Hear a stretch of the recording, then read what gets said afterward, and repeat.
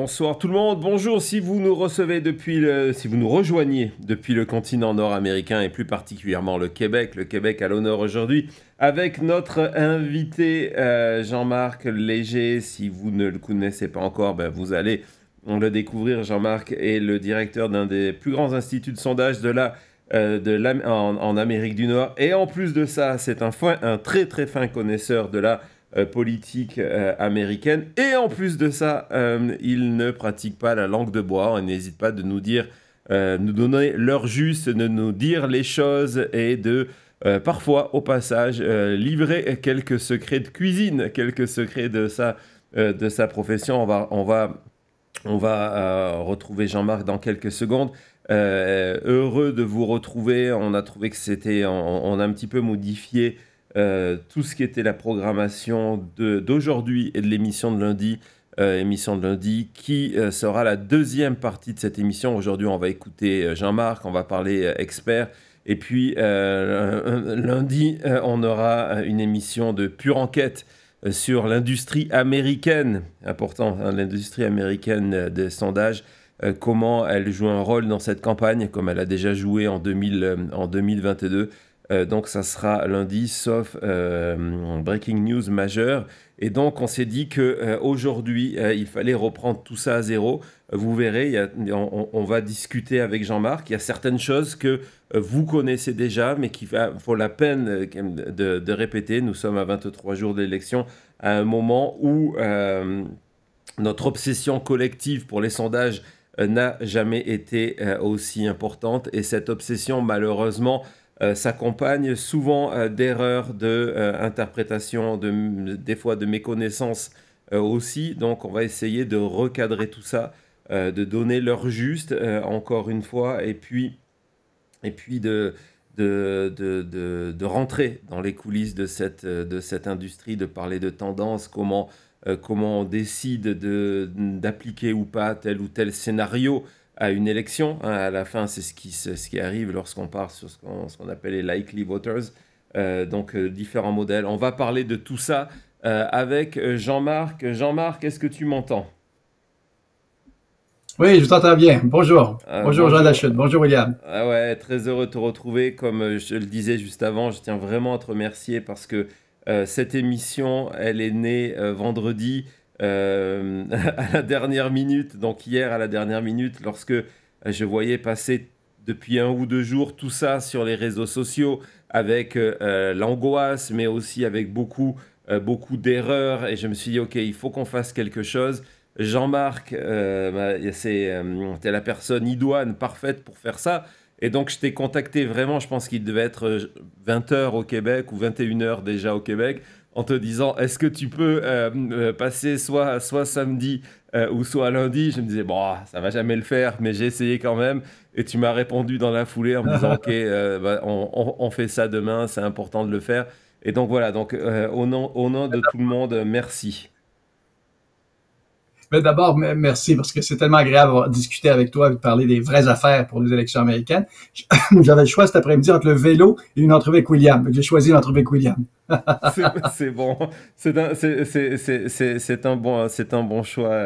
J'apprécie en tout cas ta disponibilité, ton enthousiasme à chaque fois. Donc, comme je le disais en introduction, je pense que ce qui est important, c'est aujourd'hui, on va faire le tour de concepts de base, mais qu'il faut répéter parce qu'en fait, on se rend compte que souvent les personnes ne les ont pas suffisamment en tête, y compris quelquefois sur des plateaux de télévision ou dans des analyses. Et donc, il faut répéter ces concepts. Évidemment, on va partir dans les chiffres. Après, Jean-Marc nous a préparé la moyenne des moyennes, la moyenne léger, on va dire ça. Donc, on a des tableaux à vous montrer, on a des chiffres, mais je pense que la première chose, Jean-Marc, je ne sais pas ce que tu en penses, c'est de revenir sur le commencement et avec cette question toute simple, mais qui doit être vraiment au cœur de notre réflexion, parce que on sait comment ça va se passer. On va se lancer dans la dernière ligne droite de la campagne et notre addiction collective au sondage, tu es bien placé pour le savoir, va augmenter pour le meilleur et pour le pire. Et donc, je crois qu'il faut vraiment démarrer sur cette question de base. C'est que qu'est-ce qu'un sondage? Est-ce qu'un sondage, c'est un outil prédictif? Comment tu définis, toi, dans ce métier depuis toujours, ce qu'est un sondage? Comment, lorsque tu vois des chiffres, que ce soit ceux du New York Times, que ce soit les tiens d'ailleurs aussi, je rappelle que votre dernière enquête était pour le New York Post, que ce soit ceux de The Marist Poll, tous ces instituts, quand tu vois ces chiffres, pour toi, cela signifie quoi? C'est quoi un sondage? Ben, je veux partager aujourd'hui, William, tous les secrets de notre industrie à nous. Qu'est-ce qui se passe derrière? Vous voyez, quand le New York Post nous contacte, par exemple, comment ça se négocie tout ça? Alors, j'y reviens dans quelques minutes. Avant, je voudrais commencer par ce commentaire. Il y a toujours eu de la désinformation dans une campagne électorale, mais jamais à un niveau atteint par cette élection-ci, qui est stratosphérique. C'est-à-dire qu'à tous les jours, c'est la cacophonie, autant en termes d'information, autant en termes d'analyse que de sondage.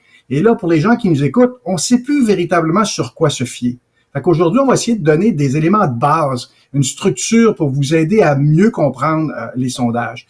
Parce que on entre dans un univers politique. Vous savez, au cours de la dernière semaine, Donald Trump a fait de la désinformation avec l'horreur, avec la tornade, les 2 tornades, dans le fond, qu'il y a eu en Floride, où il a dit que les gouverneurs n'avaient pas été contactés par le gouvernement, c'était faux. Il a dit que l'aide était détournée vers les immigrants, c'était faux. Il a dit plein de choses. Même Marjorie Greene, qui est probablement la vice-championne de la désinformation après Donald Trump, a dit que c'était que la température est contrôlée par le gouvernement et qu'ils ont visé des secteurs républicains. Vous imaginez? Ouais. Bon, ça, c'est l'univers dans lequel les sondages évoluent. C'est-à-dire qu'il y a une désinformation totale. Fait qu'imaginez quand on arrive au niveau du sondage. Et la désinformation n'est pas juste au niveau de Trump. Elle est également du côté des démocrates, mais à un autre niveau. Par exemple, aujourd'hui, les stratèges politiques ont 2 stratégies. Il y a un excellent article aujourd'hui dans le Washington Post qui le résume. C'est le stratège républicain Chris LaCivita qui parle. La stratégie de Trump, c'est toujours démontrer qu'il est gagnant. Tu sais, pour les Français qui nous écoutent, c'est le winner à l'américaine. C'est une image forte, ça. Et partout, tous les jours, il se utilise les sondages pour démontrer qu'il va gagner avec une majorité. Il est même en Californie aujourd'hui, en disant que la Californie, qui va remporter la Californie. Complètement absurde pour nous. Mais en bout de ligne, il laisse cette image-là. Donc, pour eux, tirer les sondages vers le haut est un atout extraordinaire pour démontrer qu'il est imbattable. Ça, c'est la stratégie républicaine. Dans la stratégie démocrate, il y en a une aussi de désinformation, c'est de montrer que c'est serré. Les démocrates ont intérêt parce que eux, ce qu'ils veulent, c'est inciter les gens à aller voter, surtout la clientèle jeune. Plus la menace de Trump est là au-dessus de nos têtes, plus le taux de votation va être élevé. Fait que pour eux, ils font pas de la contre-désinformation, ils laissent aller l'information où c'est extrêmement serré. Même si à travers ça, il y a des sondeurs qui sont ridicules et qui n'ont pas de respect pour la méthodologie du sondage, ils s'en foutent du côté des démocrates. Eux aussi font un certain type de désinformation. Laisse aller la notion. Et ce matin, c'est dans le Washington Post, c'est Jen O'Malley-Dillon, qui est la responsable de la campagne démocrate, qui dit, vous savez, c'est serré, donc il faut que les gens aient voté. Ouais, fait que ça, c'est l'esprit autour des sondages où on est dans le fond qu'un outil dans les mains de manipulateurs politiques que sont Donald Trump, qui est le champion de toute catégorie, mais aussi du côté démocrate. Bon, je n'ai pas du tout répondu à ta question, William, encore. Non, mais c'est un point extrêmement important qu'on avait évoqué il y a en fin d'une émission, il y a 2 jours, où nous sommes dans cette situation complètement paradoxale, où les 2 campagnes ont besoin de la même chose. Ils ont besoin que l'on ait le sentiment que Trump va gagner.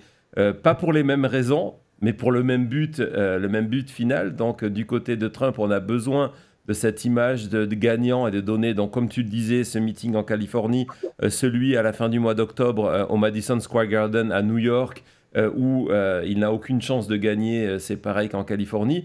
Et du côté de Kamala Harris, pour motiver les jeunes, pour motiver aussi les électeurs républicains qui sont prêts à traverser et venir voter démocrate, de dire voilà, non, l'élection est serrée, on est en train de perdre. Et toute la communication, nous on le voit bien ici, comme tu le sais, nous sommes au Nevada, est à clé. Et on est sollicité en permanence, tu t'en doutes, en termes de dons des campagnes, et toute la stratégie de communication de la campagne Harris pour demander des fonds actuellement, c'est sur le fait que cette élection est serrée, que peut-être on est en train de perdre, etc. Donc des informations des deux côtés, c'est une très très bonne introduction. Donc voilà, je te rends la parole, mais 100% d'accord avec toi jusqu'à présent. Et c'est pour ça que le taux de votation va être élevé. Ça, c'est une variable clé pour le sondeur. Parce qu'on ne veut pas sonder 100% de la population. On se fout de ceux qui ne vont pas voter. Et aux dernières élections, il y a 66% des électeurs qui ont voté, donc 2 sur 3, et on atteint des taux au-delà de 80% dans les États clés. Donc, on cherche à identifier ce qui est un premier obstacle là, pour nous comme sondeur. Vous savez, un sondeur, c'est comme manger de la soupe au pois. Ça, c'est une expression québécoise, William. Ouais, en France, je dirais peut-être de la soupe à l'oignon. Là. Ouais. Mais l'esprit, c'est que il faut t'assurer d'un échantillon représentatif. Comme quand tu manges de la soupe, si tu prends une cuillerée, là, faut qu'elle soit représentative du reste de la soupe. Si jamais tu prends dans un coin trop salé, par exemple, ben là, forcément, c'est pas représentatif. Fait que le premier métier du sondeur, c'est est-ce que j'interroge les bonnes personnes? Est-ce que je pose les bonnes questions? Et est-ce que j'interprète bien les résultats? C'est ça un sondage essentiellement. Interroger les bonnes personnes, c'est d'avoir des gens les plus représentatifs possibles. Vous voyez, ce matin sort 2 sondages dans New York Times Siena, où ils interrogent 800 personnes dans 2 États, l'Arizona et la Pennsylvanie, je pense. En tout cas, dans 2 États ce matin. Pennsylvanie, oui, Arizona et Pennsylvanie. Ils disent qu'ils ont contacté plus de 180 000 personnes, dont 60 000 voteurs, pour s'assurer d'avoir 800 ou 1600 répondants. J'additionne les deux États. Vous imaginez donc, ce n'est qu'une petite partie de l'électorat qui répond à ce sondage-là, qui est téléphonique. C'est leur choix qu'ils ont fait, donc 95% sur mobile. Et nous, on connaît les difficultés d'un sondage sur mobile, parce que, c'est difficile de rejoindre les gens, on les rejoint pendant qu'ils sont en mouvement. Et le problème, c'est que souvent, ceux qu'on rejoint, c'est ceux, justement, qui sont rejoignables. Donc, ceux qui travaillent, il y a certaines clientèles qui répondront pas au téléphone le jour, par exemple, ou même le soir. Et ce qui fait qu'on travaille fort pour qu'il soit représentatif, mais à chaque fois, on essaie de faire le moins pire possible. Parce qu'un vrai sondage, là, ça serait que je prends 1000 personnes de façon parfaitement représentative aux États-Unis, que je leur parle et que je les interroge. Là, mon résultat va être parfait. Parce que j'aurai un échantillon parfaitement représentatif. Dans la vraie vie, c'est pas comme ça. Il faut que tu aies un téléphone mobile. Il faut que tu sois rejoignable. Il faut que tu acceptes de répondre au sondage. Ce qui fait que la représentativité est plus difficile. Nous, on a choisi de le faire en ligne. Mais ce qu'on a choisi de faire, c'est de créer notre propre panel représentatif. Moi, j'ai un contrôle total pour s'assurer de la représentativité totale de tous les électeurs. Fait que ça, c'est le premier niveau. Est-ce que je suis représentatif? Excuse-moi de t'interrompre. J'ai une question par rapport à ça.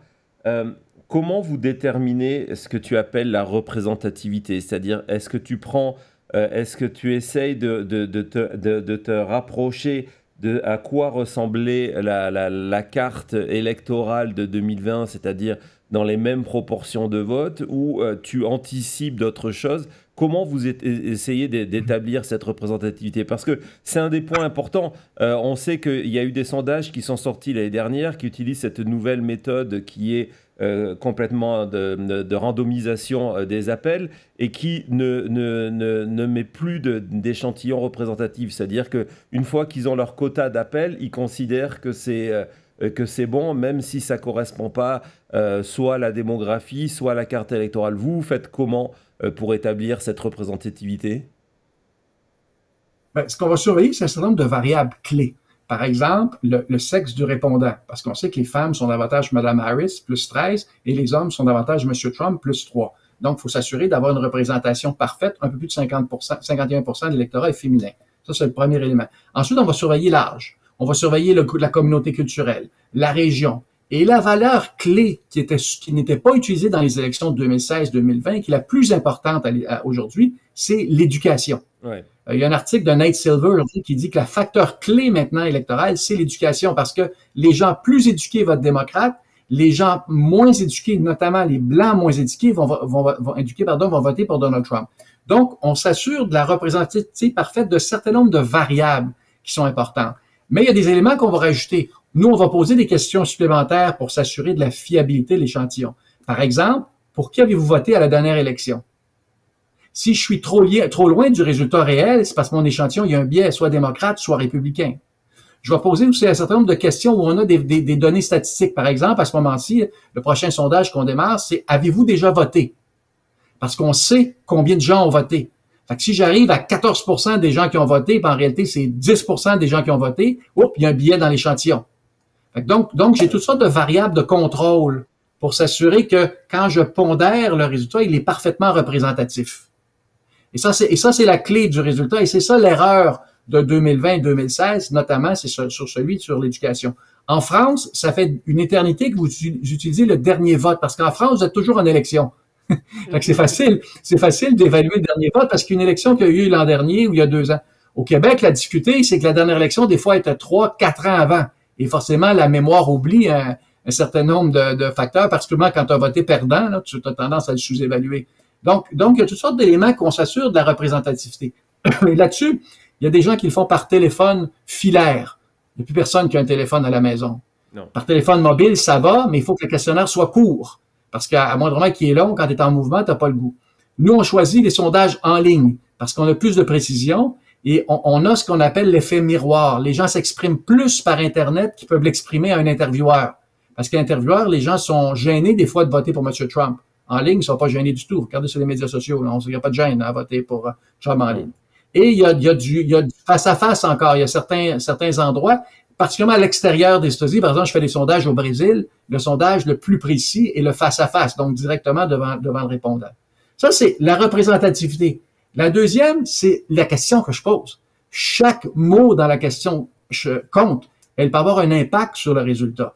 Ou l'ordre des questions. Par exemple, il y a 2 semaines, il y a un sondage Atlas Intelligence qui est sorti en plaçant Trump à +3, alors que tout le monde est à Harris à +3. Moi, je regarde le questionnaire, puis là, je vois le questionnaire. Il y a 10 questions sur « Aimez-vous la performance de Joe Biden? » Est-ce que Joe Biden était bon? Comment il l'a fait sur l'économie, sur l'inflation? Il dit « Non, il est mauvais, mauvais, mauvais. » Maintenant, pour qui vous votez entre Harris et Biden? Et Harris et Trump? C'est sûr qu'il y a un biais cognitif qui se crée là. C'est comme c'est évident quand on regarde le questionnaire. Fait que les questions, donc, ce qu'on pose comme question, et juste de placer Trump avant Kamala Harris, ça a un impact. Par exemple, sur le bulletin de vote qu'on va montrer un peu plus tard sur la Floride, vous allez voir que Trump est premier. Ça influence le résultat parce qu'Harris est deuxième. Donc, l'ordre influence. Fait que nous, par exemple, on va avoir la moitié de l'échantillon qui vont placer Donald Trump premier et l'autre moitié va placer Kamala Harris première. Donc, on essaie d'éliminer ces biais-là au fur et à mesure.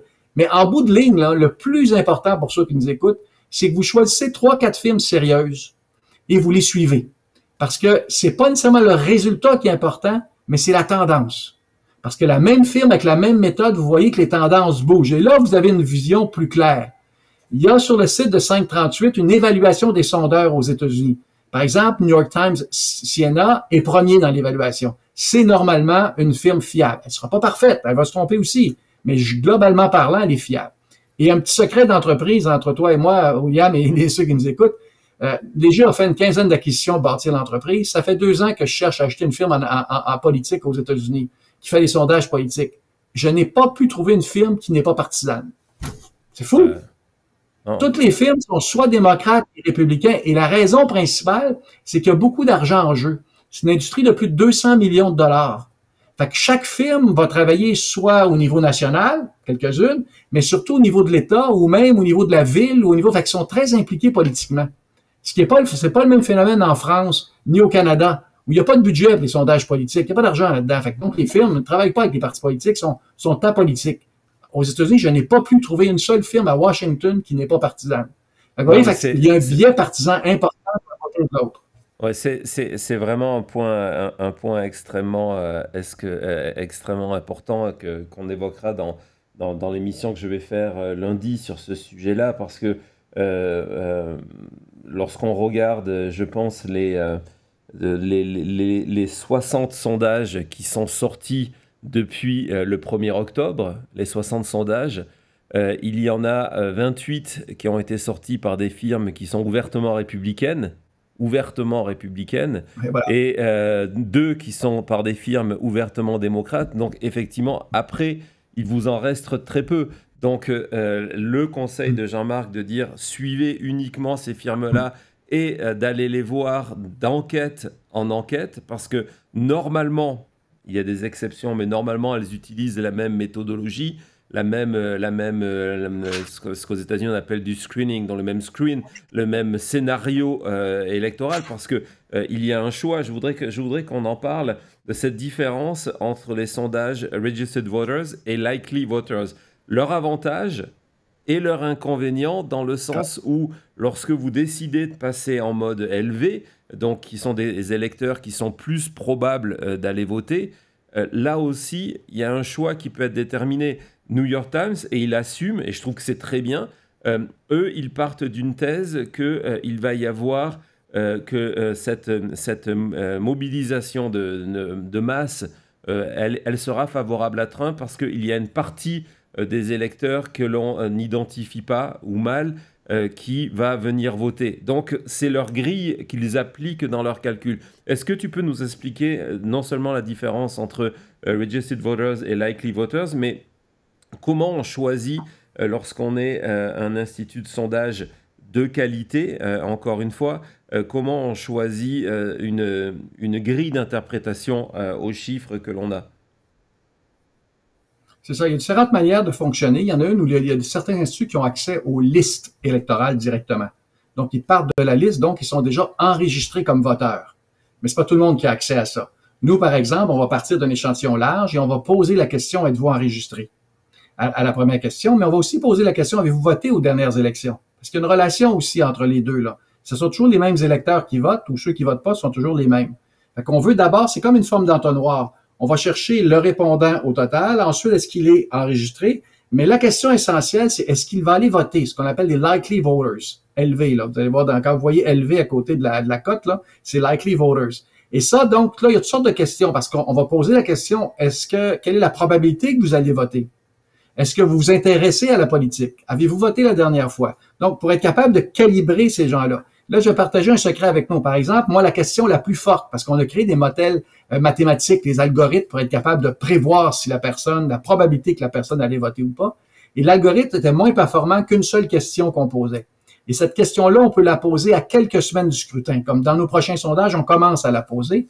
On demande la simple question, William, quelle est la date de l'élection? Parce que si la personne ne peut pas me dire que c'est le 5 novembre, ça veut dire qu'elle n'est pas préparée à aller voter pour le 5 novembre. Et plus je vais approcher du 5 novembre, plus ça va être précis. Parce que si elle me dit, c'est quelque part cette année, ça veut dire que dans sa tête, c'est pas dans son agenda d'aller voter le 5 novembre. Et donc, ça, c'est une question très discriminante. Et la suivante, est-ce que vous savez où est le lieu où vous allez voter? Quelqu'un qui me dit que c'est probable qu'il ait voté, il a voté la dernière fois, il sait que c'est le 5 novembre, il sait où il va voter, lui, c'est un vrai voteur. La stratégie du sondeur, c'est d'identifier ce likely voters-là. Ouais, c'est une stratégie intéressante qui correspond à la stratégie utilisée par un des meilleurs instituts de sondage, qui est Ann Selzer, qui travaille que sur certains États, mais qui, année par année, ne se trompe pas, surtout dans son dernier sondage, parce que elle travaille une fois. Exactement, une fois que l'opinion s'est cristallisée.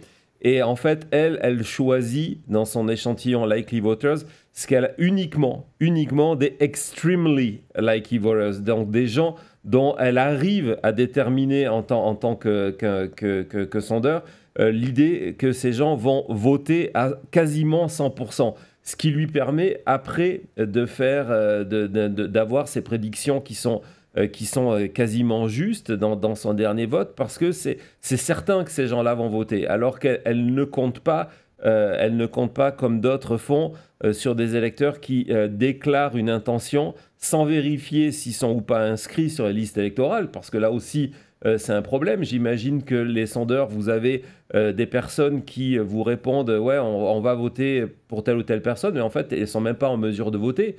Comment vous contournez ça? Exact. C'est la même chose. Est-ce qu'ils ont le droit de vote d'abord? Parce qu'il y a beaucoup d'immigrants aux États-Unis qui n'ont pas le droit de vote. Et donc, forcément, là, le problème, c'est que ça demeure de l'autodéclaration. Mais on va le chercher sur d'autres questions, sur d'autres facteurs, parce qu'il faut qu'il y ait une cohérence dans le sondage. Sinon, le répondant va rejeter s'il y a une incohérence totale. Oui, s'il dit qu'il haït Joe Biden, qui est antidémocrate, puis qu'il me dit qu'il vote pour Harris, OK, ça peut arriver, mais c'est plutôt marginal. Ok, on va regarder justement en parlant. Non, vas-y, prends ton temps. On va regarder le tableau que tu nous as envoyé avant de retourner dans la méthodologie, parce que je trouve que c'est extrêmement important d'aller dans ces informations-là. Le tableau des moyennes et ça va nous permettre de parler de 3 sites, donc qui est le Silver Bulletin de Nate Silver, qui est le créateur de 538. 538 qui a continué avec une très très bonne équipe. Ils ont récupéré quelqu'un que je suivais énormément en 2020 et qui avait, à mon avis, le mieux analysé et prévu l'élection qui était Elliot Morris.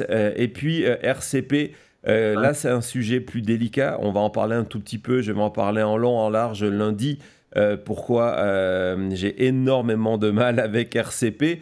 Donc, est-ce que tu peux nous expliquer ton tableau? C'est ça, parce que les trois, Nate Silver, c'est le spécialiste là, américain. Il était à 538 ans. Le site 538, là, vous pouvez aller chercher, c'est 538, là, c'est en mots, .com, là, c'est un site qui est intéressant. Ce qu'on a fait, c'est la moyenne des sondages. Parce que jusqu'à maintenant, William, on a parlé des sondages. Le problème aux États-Unis, c'est qu'il y a 2 autres couches, 2 autres niveaux d'interprétation. Du sondage, il y a ce qu'on appelle les agrégateurs. Un agrégateur, c'est qui prend une série de sondages et souvent, dans une formule obscure, décide à combien c'est à la fin. On ne connaît jamais la formule. Autrement dit, il prend les sondeurs qu'il veut, il fait des modifications en disant celle-là surestime les démocrates, les républicains, j'arrive avec une formule et j'arrive aux agrégateurs. Après, le 3e niveau sont les probabilistes, ceux qui veulent prédire le résultat. Par exemple, Polymarket, aujourd'hui, établit à 55% les chances de Donald Trump de gagner. Alors que Nate Silver et 538 évaluent plutôt à 52-53% les chances de Mme Harris de gagner. Et là, c'est des modèles prédictifs.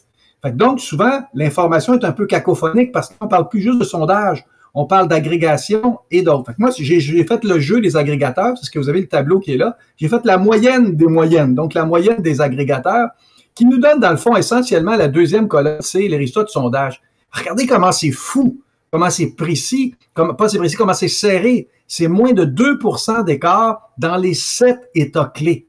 Et on arrive à des États à égalité, Wisconsin, Nevada ou Pennsylvanie à 0,3%. Un sondage a une marge d'erreur de 3 points. Fait que là, on arrive, dans le fond, dans l'hystérie. On fait dire au sondage qu'il ne dit pas. C'est pas vrai que c'est 1,2. C'est égalité en réalité. Parce que le sondage, ce qu'il devrait dire, tout ce qui est en dedans de 3 points, c'est égalité. Fait qu'en réalité, là, ce qu'on dit aujourd'hui, c'est que c'est l'égalité dans 7 États sur 7. Et regardez le résultat à droite, c'est le résultat de l'élection de 2020. Là, vous voyez, c'était également extrêmement serré dans ces États, sauf Biden, qui est en avance de 3% à Michigan. Et il y a un État remporté par Trump à ce moment-là, Caroline du Nord, qui était 1%. Ce qui était la même chose en 2016, l'inverse. Trump avait ramassé tous les États, donc avait été élu, sauf un État que Mme Clinton avait gagné à ce moment-là. Et donc, c'est vraiment intéressant de voir comment c'est serré. Ça ne peut pas être plus serré que ça. Le seul moment où j'ai sondé, William, où ça a été aussi serré, c'est au référendum québécois de 1995. Et mon sondage, la veille du scrutin, publié dans le Globe and Mail dans le Journal de Montréal, c'était 50-50. Et quand tu as des résultats serrés comme ceux-là, le taux de votation, normalement, devrait être élevé. Plus le taux va être élevé, plus ça favorise Mme Harris, ça veut dire que plus les jeunes auront voté. Fait qu'ils ont intérêt, eux, à garder cette perception-là d'égalité jusqu'à la fin de la campagne. Dernier élément pour donner de l'espoir à ceux qui nous écoutent, là, comme par hasard, plus on avance vers l'élection, plus les sondeurs disent la même chose. Vous allez voir un Rasmussen, par exemple, qui donnait Trump 10 points, 5 points, 8 points d'avance il y a quelques semaines. Vous allez voir à la fin, là, ils s'en vont tous vers la même réalité. On a un terme, nous, qu'on utilise, le mot herding, le troupeau de moutons, là, qui s'en va au même endroit à la fin là, de la campagne électorale. Fait que vous allez voir tous les sondeurs qui ont sondé de façon partisane, qui ont dit n'importe quoi, vont de plus en plus avoir un sondage similaire aux 4-5 les plus précis. Pourquoi? Parce que le lendemain du scrutin, on évalue la précision du sondeur, pas par les conneries qu'il a dit pendant 2 ans de temps, mais par le dernier sondage. Et il s'en sort toujours à cause de ça, parce qu'on évalue sur le dernier sondage. Et ça, c'est fou. Je donne un exemple personnel pour ceux qui sont du Québec. Il y a une élection en Colombie-Britannique le 19 octobre prochain. Voyez, pendant tout le dernier mois, tout le monde disait que les conservateurs sont en avance. Il y a 3 jours, Léger a dit non, le NPD est en avance de 5 points. On était complètement contre-courant. Hier, Ipsos sort un sondage, le NPD est en avance de 5 points. Et là, vous allez voir dans les prochains jours, quand Ipsos et Léger dit quelque chose, vous allez voir tous les sondeurs qui vont être autour de 5 points dans les prochains jours. Ce qu'on appelle l'effet de herding qui se passe. Et c'est la même chose aux États-Unis. Fait que l'espoir, c'est que plus on avance, William, plus ça va être précis. Oui, non, exactement. Ce phénomène de herding est fascinant. Ben justement, à l'époque de Nate Silver à 538, et à l'époque, il y avait aussi Harry Enten, qui maintenant est sur CNN, qui était à 538. Les deux avaient fait en 2014, hein, pour vous dire combien ce n'est pas un phénomène récent. En 2014, peut-être la plus grande étude jamais faite sur ce phénomène-là du herding, où tous ces espèces de sondages de mauvaise qualité commencent à copier les sondages de bonne qualité pour effectivement, aux États-Unis, on dit cover your ass, donc pour pouvoir protéger leur réputation. Et donc, c'est pour ça qu'au bout d'un moment, vous allez avoir le sentiment qu'il n'y a plus vraiment de changement dans l'électorat. De toute façon, ça correspond aussi à une réalité sur le calendrier où les Américains votent, ou ont déjà commencé à voter. On approche les 5 millions d'Américains qui ont déjà voté, et à un moment où il y a de moins en moins d'indécis. Mais il y a ce phénomène d'entreprise qui est important, où tous les sondages vont commencer à se ressembler, pour permettre de préserver des réputations. Et ça va vous permettre d'éliminer d'ailleurs certains chiffres complètement fous. Moi, j'utilise beaucoup, Thomas peut nous montrer d'ailleurs les courbes de 538, de Silver et de Real Clear Politics, que je n'utilise pas pour d'autres raisons. On va un petit peu en parler. Mais en fait, le travail est très bon et remarquable, mais le problème, c'est les sondages qui sont intégrés. Autant 538 a un vrai filtre et ils utilisent que quelques compagnies, ou en tout cas, ils notent moins bien les compagnies les plus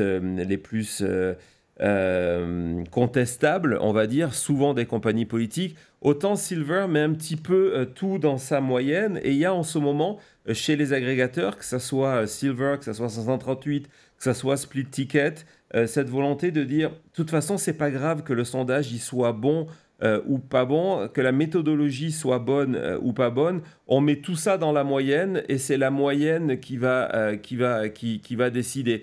Et donc, mon sentiment, et je voulais avoir ton avis dessus, c'est que est-ce que en se disant, voilà, on rajoute de l'erreur à de l'erreur. Parce qu'après, quand on part à l'autre niveau, qui est les forecasters, comme tu viens de dire, qui sont ceux qui essayent de donner des pourcentages de chance, si les données au départ on utilise justement des sondages qui sont de qualité très moyenne, pour être vraiment poli, est-ce que ça ne fausse pas notre analyse globale? Comment on évite cette erreur, en fait, de faire des moyennes de chiffres qui sont faussés? Bon, d'abord, c'est pas des sondages. Ce que Silver fait, c'est qu'il utilise non pas juste la moyenne directe des sondages, la moyenne plus son évaluation de la précision de chacun des sondeurs. Fait que quand il inclut Rasmussen dans son modèle, par exemple, il sait que Rasmussen a un biais républicain et il essaie de le corriger.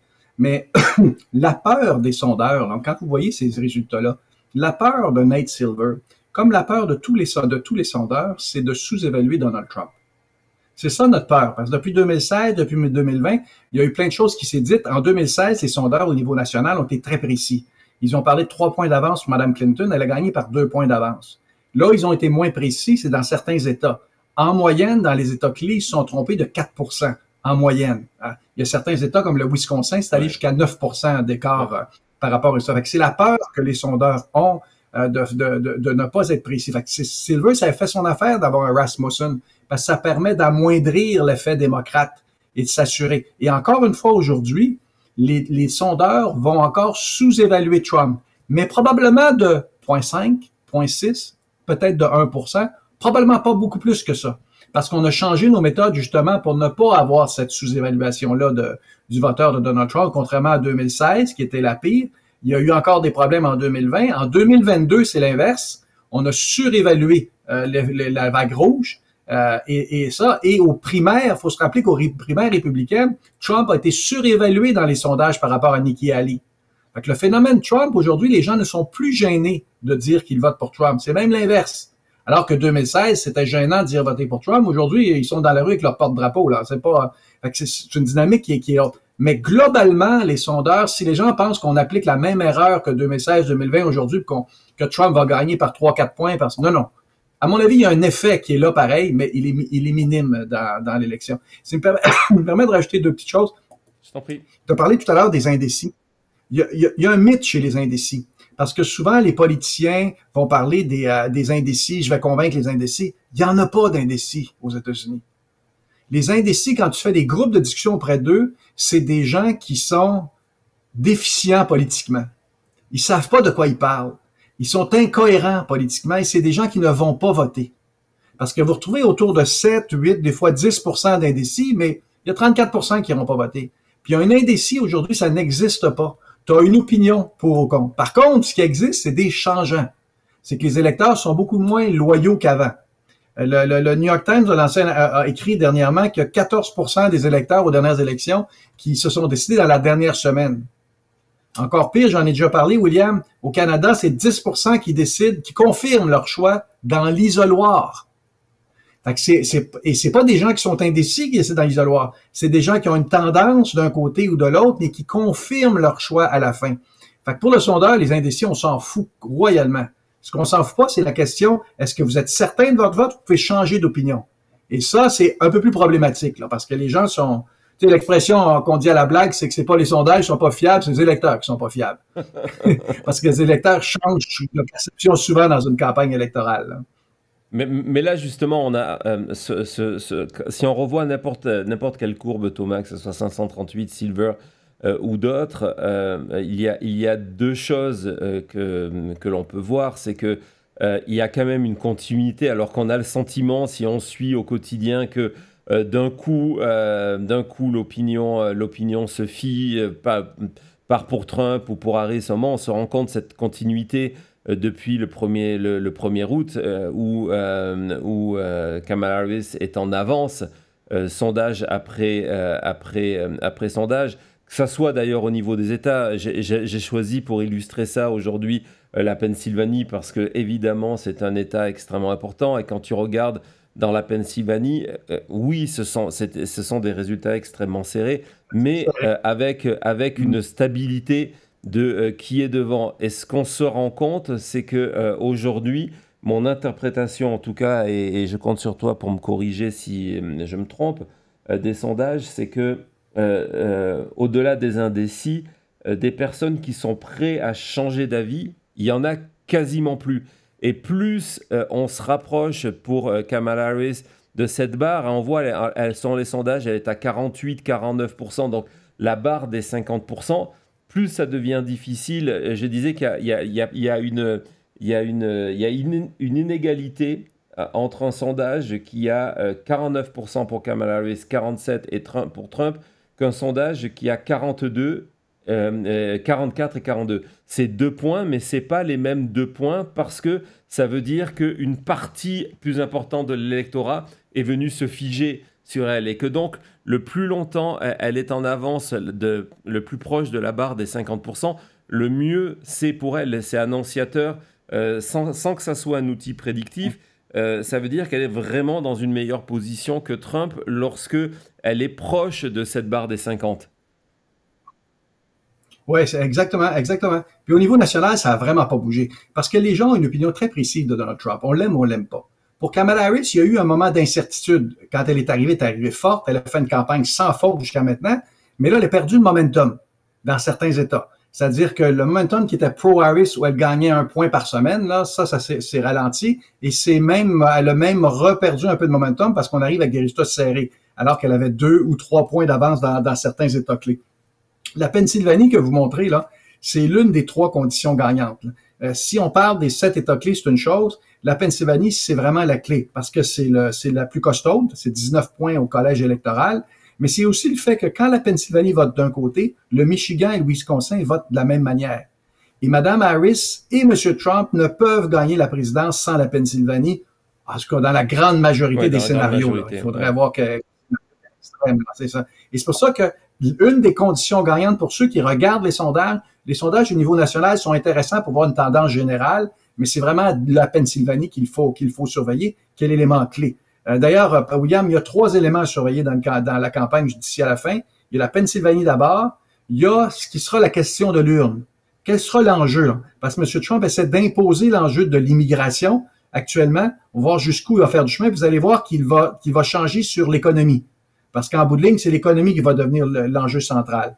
Et dans notre sondage avec le New York Post, les 4 premiers enjeux qui préoccupent les gens, les 4 enjeux, c'est l'inflation, l'immigration, l'économie et l'emploi. Et le 4e, c'est la sécurité nationale.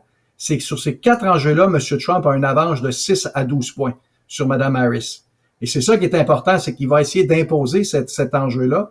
Et ça, c'est la 2e condition. Gagner la Pennsylvanie, imposer la question de l'urne.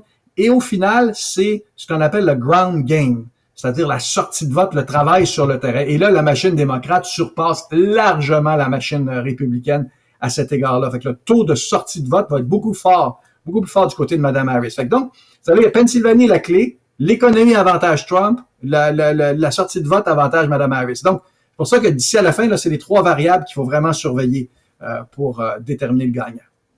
Ouais, on a Thomas, si tu peux nous montrer, on a une compagnie, un nouvel agrégateur qui s'appelle VoteHub US, qui lui a une méthodologie un petit peu particulière en termes d'agrégateur.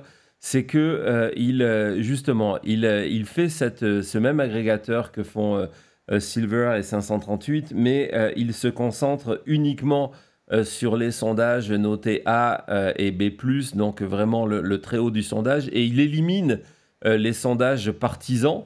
On va voir que les tendances sont les mêmes, mais les chiffres, lorsqu'on élimine un petit peu tout ce bruit, donc si tu peux aller sur VoteHub Battleground, excuse-moi.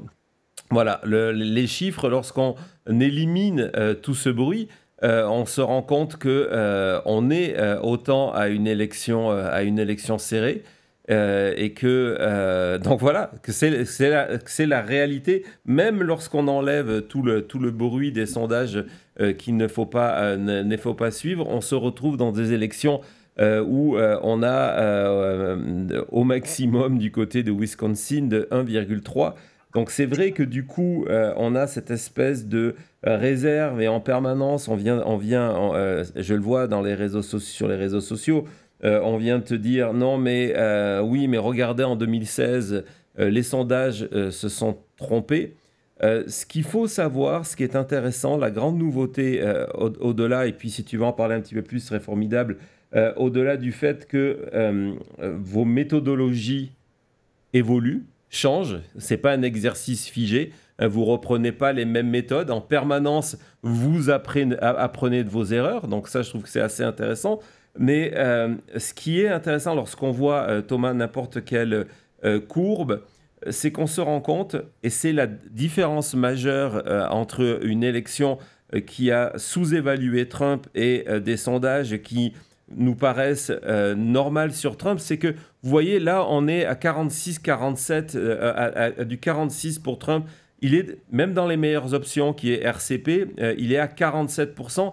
Qui est son plafond naturel. Alors que lorsqu'on regardait des sondages en 2016, il était sous-évalué à 43%, 43, 44, alors que en fait, scrutin après scrutin, le score de Donald Trump, c'est toujours entre 46 et 47%. Oui, exact. Et c'est ce que tu viens de mentionner, c'est extrêmement important. Il y a eu 46% en 2016, 47% en 2020, et là, les sondages aujourd'hui sont à 47%. Et les sondeurs aujourd'hui se sont améliorés. Prenez la dernière élection française, où les sondeurs habituellement sous-évaluent la droite et Marine Le Pen. Qu'est-ce qui s'est passé aux dernières élections? Ça a été l'inverse. Ils ont surévalué la performance de la droite radicale en France. Parce que justement, les instruments sont améliorés. L'électeur est plus stratégique qu'avant, mais les outils technologiques sont beaucoup plus forts qu'avant, beaucoup plus solides qu'avant. Fait qu'on réussit à contrer. Il y a une étude qui a été faite sur les sondages depuis les années 40 et les erreurs possibles de chacune des élections dans le monde. Là. Ils ont suivi 300 élections dans le monde et en bout de ligne, on arrive à la conclusion que les sondages sont un peu plus précis aujourd'hui qu'ils ne l'étaient à l'époque. Contrairement au bruit qu'on entend, là, de façon générale, oui, il y a des élections comme en Grande-Bretagne ou sur le Brexit où les sondeurs se trompent royalement. Là. Mais globalement, ils sont mieux. Et à cet égard-là, c'est la même chose pour ça qu'instrument. Encore là, moi, je pense qu'on sous-évalue un peu Donald Trump, mais ça va être très marginal comme résultat. Mais comme toujours, il y a dans des États des phénomènes qu'on a de la difficulté à mesurer comme sondeur. Parce qu'on est spécialiste national, mais quand on arrive dans le Wisconsin, là, y a-t-il un facteur qui fait sur le bulletin de vote qui change le résultat? Parce que quand l'électeur arrive dans l'isoloir, c'est pas juste voter Trump ou voter Clinton, c'est aussi voter pour un certain nombre de facteurs. Je ne sais pas si c'est le bon temps, William, pour parler du bulletin de vote de la Floride, là, qui est vous savez, pour les Français, les Québécois, les Canadiens qui nous écoutent, là, c'est simple, nos élections, là. Eux, là, regardez ce que vous avez devant vous. Là. Vous avez 3 pages de bulletin de vote. Là, vous avez le premier bulletin de vote en haut à droite pour qui vous votez. Quand je vous disais tout à l'heure qu'il place Donald Trump en premier, là, c'est pas pour rien, là. Donald Trump est premier, Kamala Harris est deuxième. En même temps, vous avez 5 autres candidats qu'on ne connaît pas du tout, sauf peut-être Jill Stein, là, qui est du Green Party en bas. Le reste, c'est des candidats qui sont totalement inconnus. Là. Et donc, vous avez à choisir. Mais vous avez comme ça 14 élections. Vous voyez en bas, vous avez le sénateur, le représentant, vous votez pour le shérif, vous votez pour le district, vous votez pour des juges, c'est incroyable ce qu'on vote dans une élection. Ensuite, vous arrivez à droite en bas, vous avez aussi 7 référendums, ce qu'on appelle des amendements aux États-Unis, là. Il y a des amendements, puis je sais pas si on peut aller à la prochaine, parce que l'amendement numéro 4, c'est le plus intéressant. Voilà. On verra pas tout. Je sais pas si on peut agrandir le numéro 4, là. Parce que ça, là, c'est celui sur l'avortement. Et donc, l'électeur qui rentre dans l'isoloir doit aussi s'exprimer sur l'avortement. Ça influence le résultat. Par contre, la manière qu'ils l'ont écrit, c'est absolument incroyable, là. Regardez, c'est un amendement pour limiter l'interférence gouvernementale. Donc, d'empêcher la loi qui était votée par Ron DeSantis qu'on ne peut pas se faire avorter après 6 semaines, ça. No law shall prohibit, penalize, delay, and blablabla. Puis après, vous avez une explication, comme ça avait été écrit par le gouverneur DeSantis, que l'amendement va résulter avec toutes sortes de problèmes si vous votez oui. Là, hein? Et que finalement, ça va coûter cher, il y a un impact fiscal, il y a un impact sur la santé des gens et tout ça. C'est un biais total. Moi, je pourrais pas faire un sondage avec une phrase, un paragraphe comme celui-là. Là, c'est fou. Mais ce que je veux dire, c'est que quand tu arrives dans l'isoloir, tu es influencé par d'autres facteurs. 14 élections, 7 amendements ou 7 référendums. Là, on parle de l'État de la Floride. Il y a 10 États où la question de l'avortement est sur le bulletin de vote. Donc, la conséquence, c'est que c'est pour ça que les sondeurs, des fois, oui, on n'est pas parfait, on fait des erreurs, mais il y a des éléments locaux. Il y a, par exemple, la bataille sur l'avortement dans certains États qui peut faire la différence. Moi, je pense que ça va être plus serré dans la Floride qu'on le pense. Parce que le débat sur l'avortement est un débat extrêmement important dans cet État-là. En plus d'ajouter la guerre que Trump a fait aux Haïtiens, qu'il y a des centaines de milliers d'Haïtiens en Floride qui vont voter contre Donald Trump. Et donc, ce résultat-là, il y a des phénomènes locaux qui fait que les sondeurs, en bout de ligne, ne peuvent pas être précis à cet égard-là. Il y a toujours une marge d'erreur qui est plus importante qu'on le pense. Oui, et pour prendre la défense de ton industrie à toi, des sondages, lorsqu'on regarde, lorsqu'on prend par exemple les sondages de 2022 où on dit il y a eu une erreur parce que la vague rouge, etc., etc., lorsqu'on étudie avec le recul les sondages et que l'on enlève toutes ces fameuses compagnies. Parce que ce qu'il faut que vous compreniez, c'est que aux États-Unis, il n'y a pas une commission de sondage comme il y a en France, avec des obligations et avec des suspensions, des punitions si vous ne respectez pas votre travail. En France, il y a une obligation de sincérité sur les résultats qui n'existe pas aux États-Unis. Jean-Marc nous disait la difficulté de trouver une entreprise de sondage qui soit neutre. c'est quasiment impossible. Donc je sais que souvent on analyse les chiffres que l'on voit avec un biais culturel qui est le nôtre, donc qui est celui de la France ou du Québec. Aux États-Unis, c'est vraiment une situation particulière. Et lorsque en 2022, on enlève des 3 dernières semaines des sondages de 2022 qui annonçaient cette vague rouge qui ne s'est pas passée. Lorsqu'on enlève tous ces mauvais acteurs, ces mauvaises compagnies de sondage, on se rend compte que les vraies bonnes compagnies de sondage ne s'étaient pas trompées, que les résultats étaient bons. Et souvent, c'est la profession dans son ensemble qui paye le prix d'une multitude de mauvais acteurs qui viennent fausser dans la réalité notre analyse. Je vous l'ai dit aujourd'hui, la moitié des sondages qui sont sortis depuis le 1er octobre aux États-Unis, on voit qu'il y a une accélération, hein, c'est flooding the zone, si on reprend l'expression de Steve Bannon. La moitié des sondages qui sont sortis sont des sondages de ce qu'on appelle des bad actors, donc des compagnies qui sont là pour essayer de faire changer la dynamique d'une campagne. Donc prudence à ce niveau-là. Et après, ce que tu disais qui était extrêmement important, c'est que, et c'est pour ça qu'on les cherche, lorsqu'on vous parle de l'erreur de 2016, il y a eu une erreur, Jean-Marc vous expliquait le fait que c'était une erreur faite qu'on ne faisait pas d'échantillons par rapport au niveau d'éducation, et ça a été l'enseignement principal de 2016, que les électeurs de Donald Trump étaient dans une catégorie moins éduqués, pas de diplôme, etc. Et en fait, on les avait tous agrégés ensemble. Donc, c'est pour ça qu'on s'était trompé.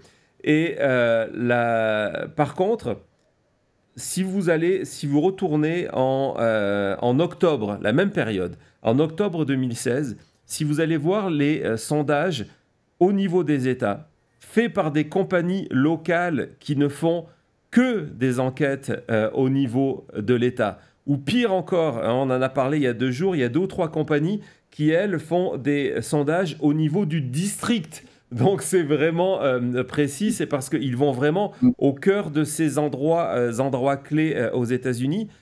Les problèmes d'Hillary Clinton, ils existaient dans ces sondages, mais on ne les a pas vus parce qu'on ne les mettait pas en avant. Donc c'est vraiment important quand Jean-Marc vous explique que, OK, il y a les sondages locaux, mais c'est très difficile de partir sur les sondages nationaux, et c'est très difficile de partir sur les sondages locaux. C'est la réalité de cette élection. Vous avez 2 ou 3 compagnies qui sont spécialisées, donc il faut aller les voir. Qu'est-ce qu'elles font sur la Pennsylvanie? Qu'est-ce qu'elles disent sur le Wisconsin?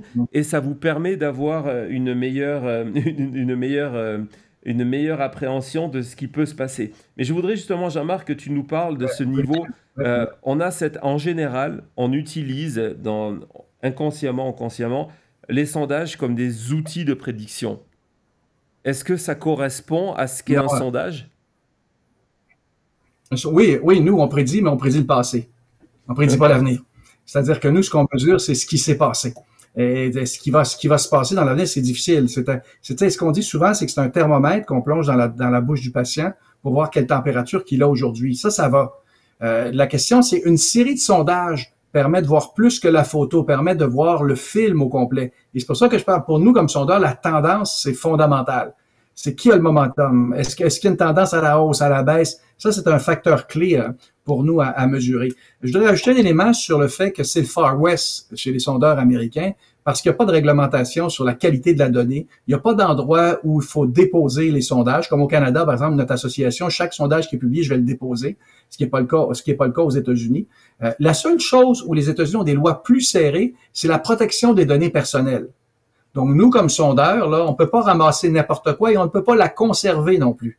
Les lois sont extrêmement strictes, là, et les poursuites sont majeures aux États-Unis. Donc, il y a toute une mécanique qui est assurée pour anonymiser la personne. Donc, ils ont légiféré sur cette partie-là, mais pas sur la qualité des résultats. D'un autre côté, les gens se disent, pourquoi tant de sondages, on devrait éliminer tout ça? Nous, comme sondeurs, on préfère en avoir plus que moins. Parce qu'en bout de ligne, là, les mauvais sondeurs sont dilués, dans le fond, sur l'ensemble d'informations. Oui, c'est un peu plus cacophonique, comme on disait au début, mais on préfère ça. Parce que moi, je reçois souvent des commentaires disant on doit éliminer les sondages en campagne électorale. Oui, c'est ce qu'ils font en Russie, en Corée du Nord, puis en Chine. Il n'y a pas de sondage. Mais ça veut dire que c'est les puissants qui décident, dans le fond, ce qui est la tendance. Le sondage est un puissant outil démocratique. Avoir plusieurs maisons de sondage avec différentes tendances, c'est pas négatif. C'est à l'électeur de prendre ça avec un peu plus de distance. Le sondage n'est pas un outil parfait. C'est le meilleur outil disponible pour mesurer l'opinion publique, mais étant donné qu'on mesure de l'émotion, des intentions, on dit souvent que le sondage, c'est la science exacte de l'à peu près. Dans le sens qu'on mesure quelque chose de fluide. Même si notre technique est très rationnelle, très scientifique, on mesure du fluide, on mesure de l'opinion, de l'intention. Nous, comme sondeurs, on est très fort pour mesurer le comportement d'hier. Avez-vous été acheter du yogourt? On est parfait pour ça. On est relativement bon pour aller chercher votre émotion d'aujourd'hui. Qu'est-ce que tu penses? Es-tu pour ou contre l'avortement? Est-ce que tu es heureux aujourd'hui? Ça, on est bon. Mais on est vraiment mauvais pour dire qu'est-ce que tu vas faire demain. Moi, si je chante sur l'intention future, on n'est pas bon là-dedans.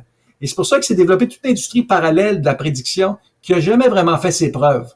Il y a eu des hauts et des bas. Mais là, on est à l'extérieur de la maison de sondage. On est à l'extérieur de notre réalité. C'est pour ça que le sondage, c'est le meilleur instrument, mais c'est pas l'instrument ultime. C'est la meilleure expression d'un politicien qui disait « un sondage, ça ne vote pas ». Non, de toute façon, c'est toujours la moralité de tout ça, c'est que le plus important, allez voter, et donc ne vous fiez pas à des sondages qui, soit sont là pour... Certains, évidemment, on ne va pas être paranoïaque contre tous les sondages, sont là juste pour vous informer, vous montrer une tendance, comme tu viens de dire. D'autres sont là soit pour vous motiver, soit pour vous démoraliser. Hein, donc, c'est l'intention de certains sondages. Tu parlais de cette absence d'exigence de qualité aux États-Unis de manière légale. On ne peut pas poursuivre une compagnie de sondage par rapport à ça. Elle n'a pas d'obligation de publier ce qu'on appelle ses crosstabs, donc qui sont les détails sur sa méthodologie, la taille de ses échantillons.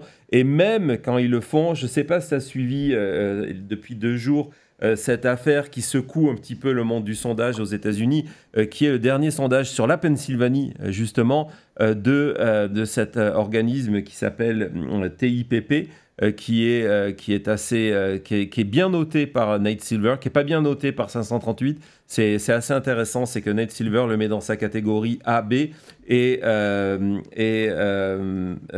538 le met C-. Donc là aussi, ça nous rend un petit peu compliqué.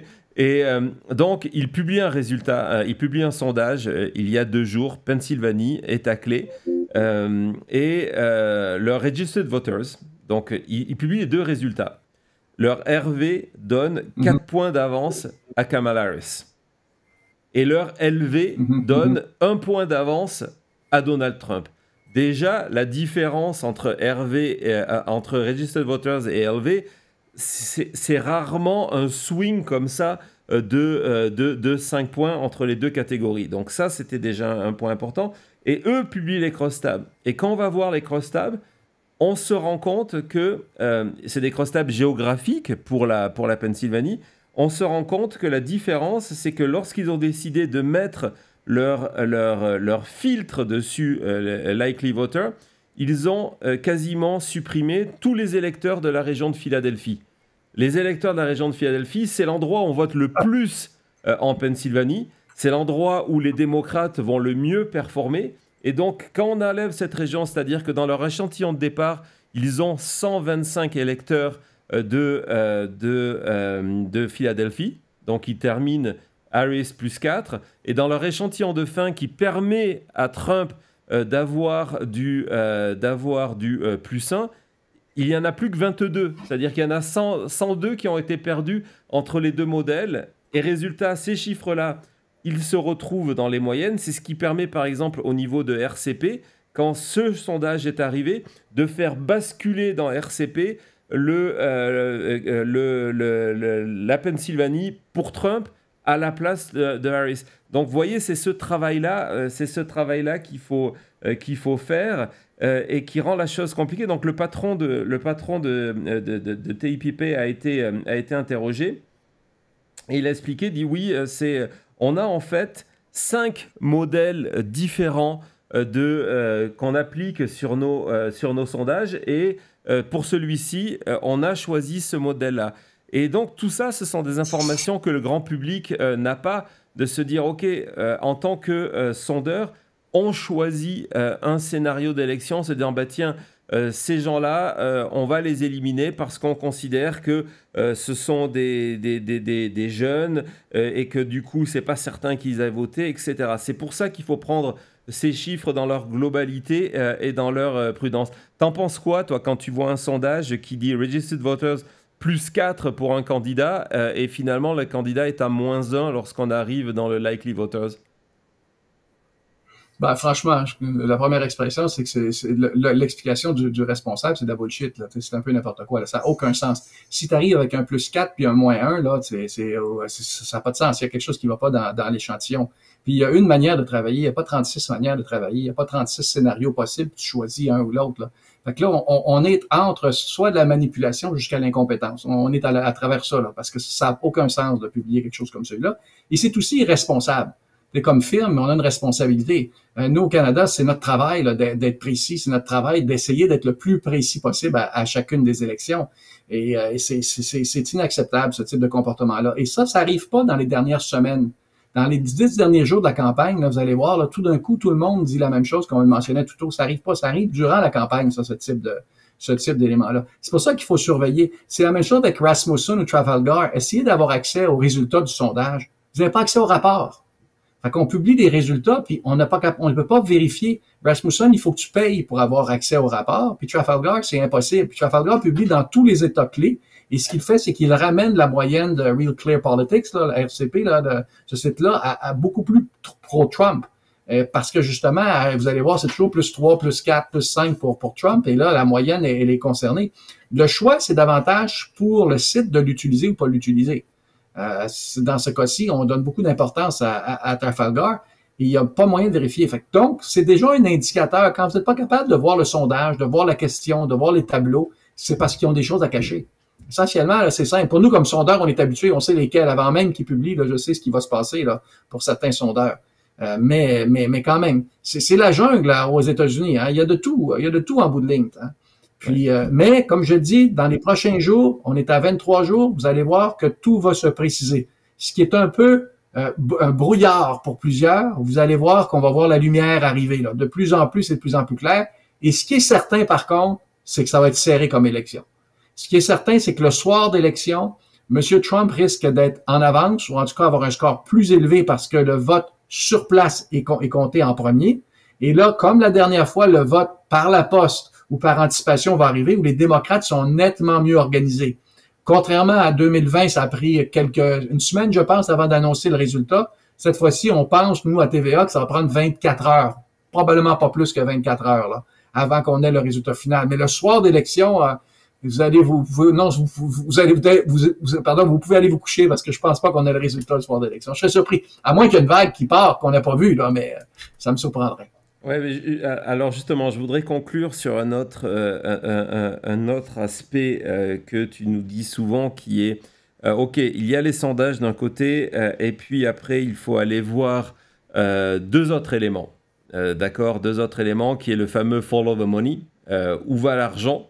Et j'ai des chiffres pour toi qui sont extrêmement précis sur la tendance qui est celle des dons de petits, donc des petits dons, des dons de moins de 200 $. Donc, ils sont considérés des dons d'électeurs qui permettent de mesurer la motivation. Après, tu nous as dit il faut voir au niveau des défections au sein du parti d'un des candidats de l'autre. On a une tendance forte. Tous les jours, il y a un nouveau conservateur ou un nouveau républicain qui annonce le fait qu'au pire, il ne votera pas pour Trump. Au mieux, il s'engage pour Kamala Harris. Avant de parler des chiffres, il y a... donc, je vais justement parler des chiffres. Cette enquête qui a été faite par ce site qui s'appelle Open Secrets, qui justement analyse tous les documents officiels de campagne et qui est allé comparer 2016, 2020 et 2024 à la recherche de ces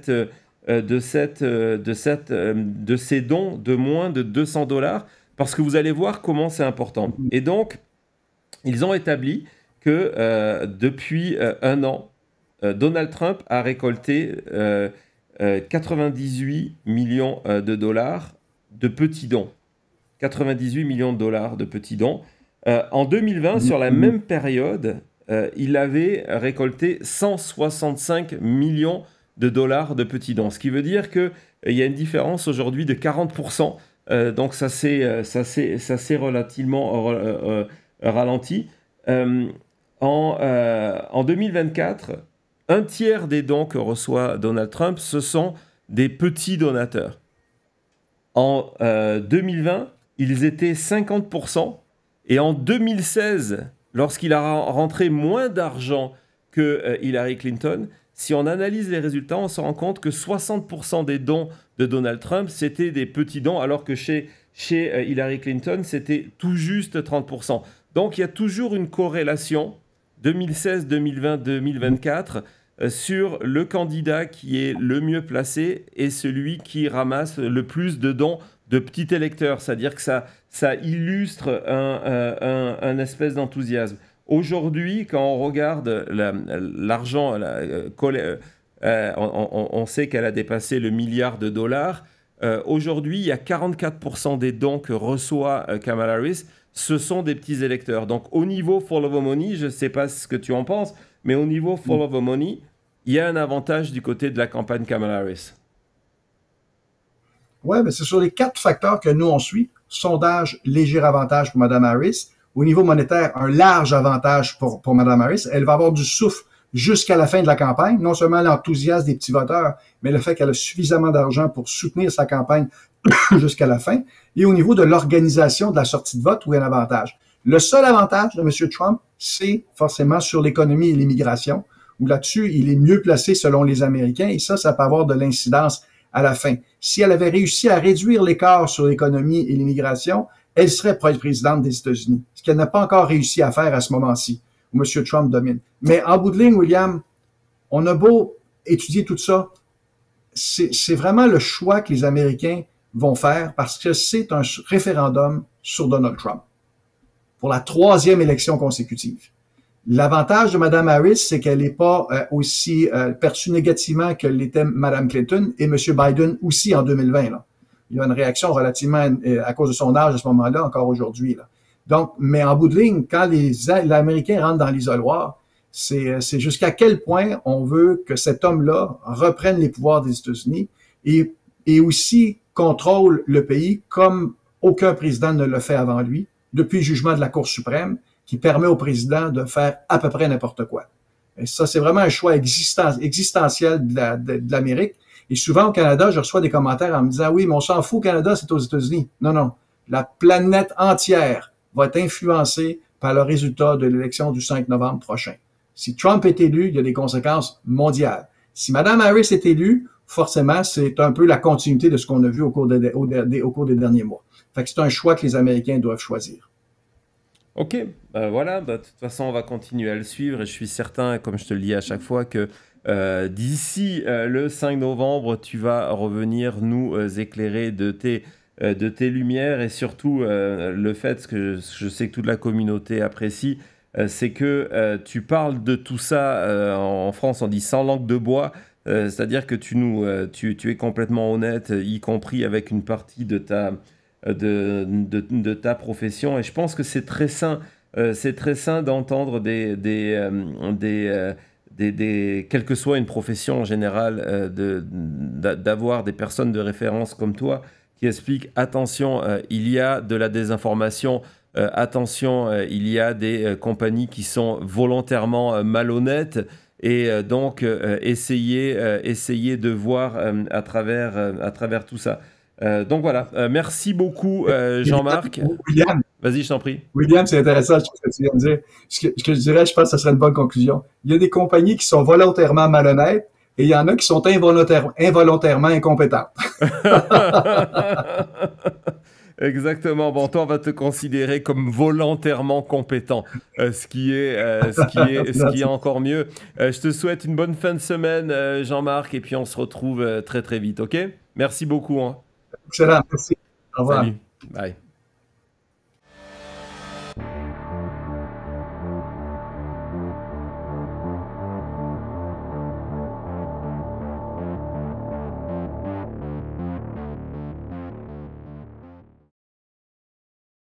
Voilà, merci encore Jean-Marc. L'émission n'est pas terminée. On a plein de chiffres à vous montrer. On va parler d'un aspect qu'on a évoqué hier avec Julien Gester, le correspondant du quotidien français Libération, correspondant aux États-Unis.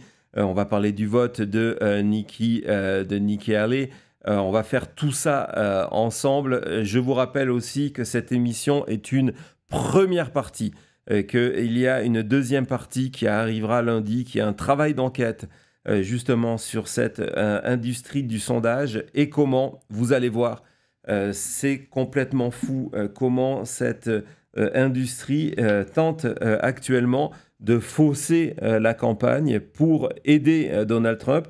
On va parler de Polymarket, on va parler de RCP, on va parler de toutes ces compagnies que Jean-Marc a commencé à citer et qui font qu'aujourd'hui, vous, en tant que témoin de cette campagne-là, en tant que spectateur, ben, vous êtes complètement perdu parce que malheureusement, hein, c'était un des points de départ de notre discussion avec Jean-Marc, malheureusement, ce travail de vérification du sondage, comme vient de le faire Jean-Marc, ce travail de vérification de l'info, les médias, que ce soit aux États-Unis d'ailleurs, aux États-Unis, en France, au Québec, ne le font pas et vous livrent de manière brute des chiffres, surtout lorsqu'ils créent une angoisse, lorsqu'ils sont anxiogènes, sans vous préciser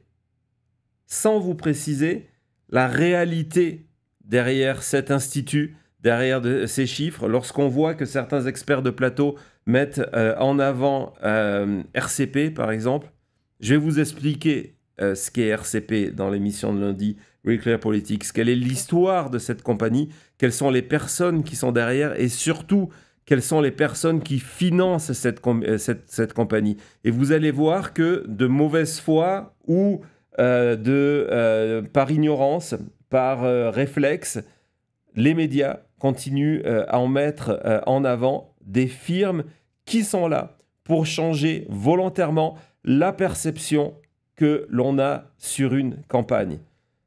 La réalité, c'est la conclusion pour aujourd'hui de cette interview avec Jean-Marc. Avant de se lancer dans des chiffres et de parler une nouvelle fois du vote de Nikki Haley, le vote républicain, pour que vous voyez son impact, la réalité, c'est que aujourd'hui, élection serrée ou pas, Kamala Harris est en avance de partout où elle doit l'être, pas dans tous les États. On a fait le tour ensemble il y a quelques jours. Elle est en retard en Géorgie, elle est en retard en Arizona, mais elle est en avance proche de cette barre des 50%. Hein, Jean-Marc vous a dit comment c'est important. Ça veut dire que plus elle est proche de cette barre des 50%, moins il y a de personnes qui sont prêtes à changer d'avis et donc qui se sont décidés de manière définitive sur qui ils allaient voter. Côté argent, et vous le savez, ça fait des mois qu'on vous dit ça, c'est pas maintenant qu'on s'adapte à 23 jours de l'élection. Côté argent, il y a une très grande avance de Kamala Harris. En général, et plus particulièrement dans les petits dons. Les petits dons sont un thermomètre extrêmement fiable de l'enthousiasme pour une campagne. Du côté des élus qui décident d'aller voir dans le camp d'en face, il y a un mouvement extrêmement important de républicains qui vont du côté de la campagne de Kamala Harris. Il y a deux autres éléments que je voudrais mettre en avant. Quand une campagne publie à 25 jours d'une élection, à moins d'un mois d'une élection, commence à publier, à partager, à faire fuiter ces sondages internes, on sait que les sondages internes, ce sont des outils très souvent pour lever de l'argent et ce sont des outils qui sont faussés. En moyenne, il y avait eu une étude qui avait été faite encore par Nate Silver il y a quelques années. en moyenne, un sondage interne a une erreur favorable au client de 5 points. De 5 points, d'accord? Parce que très souvent,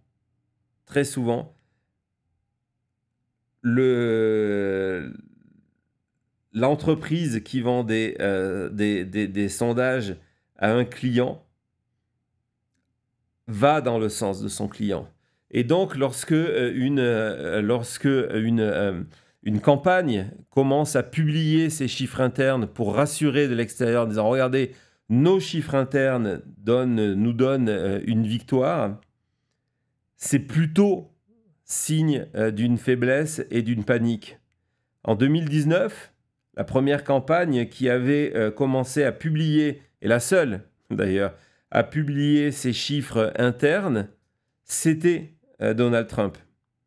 En 2020, il y avait une deuxième vague à la quelques semaines de l'élection présidentielle de chiffres de campagne interne, de sondages internes publiés par une campagne. Encore une fois, c'était Donald Trump. Parce qu'à chaque fois, ces chiffres-là indiquaient une victoire, alors que dans la réalité, il était en train de perdre cette élection. Il y a 2 jours, lançant ce nouvel élan de je passe en tête chez Polymarket, je passe en tête chez Real Clear Politics, Donald Trump, sa campagne a fait fuiter ses chiffres de sondage interne. Une campagne qui publie des chiffres de sondage interne, c'est une campagne en difficulté. Hier, Axios a révélé que dans le plus grand des secrets, la campagne de Trump venait de remplacer son équipe de communication. Une campagne qui, à 30 jours d'une élection, change son équipe de communication, c'est une campagne en difficulté. Donc gardez tout ça en tête, on se retrouve dans quelques secondes.